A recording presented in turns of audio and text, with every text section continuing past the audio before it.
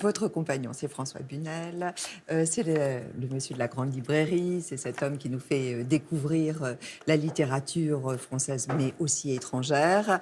Et François Bunel a accepté de témoigner sur vous. Mais oui, alors là, je ne sais pas ce que vous avez fait. Que ça allait vous surprendre.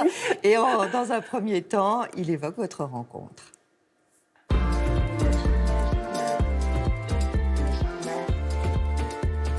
La première rencontre avec Delphine, la première rencontre, la vraie première. La vraie première, c'était sur un plateau de télévision d'une émission que j'animais à l'époque. Je crois que j'ai fait parler Delphine sur ce livre qui m'avait pourtant tellement plu, à peu près 3 minutes 30. Et il y a eu quelque chose, évidemment. Je ne saurais pas définir si c'est de l'ordre du coup de foudre ou pas. C'est quelqu'un qui me bouleverse parce qu'elle est infiniment libre dans sa tête, dans ses choix, que personne ne peut lui dicter, qui poétise le monde et les choses. Vous savez, même dans les moments qui peuvent arriver, qui sont des moments de fatigue, de grisaille, etc., c'est quelqu'un qui va illuminer votre journée d'un mot, d'une remarque, parfois d'un sourire.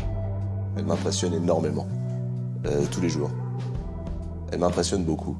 Une de ses forces, peut-être ne le sait-elle pas, c'est la capacité qu'elle peut avoir d'un regard, d'une oreille, parce que c'est quelqu'un, encore une fois, qui écoute énormément, d'une parole, à être très impressionnante.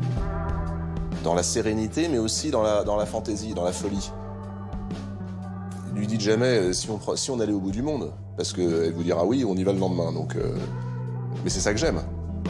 Ce qui est semblable en nous, c'est le goût de la liberté. Être présent ne veut pas dire être tout le temps là. La présence, c'est l'envie.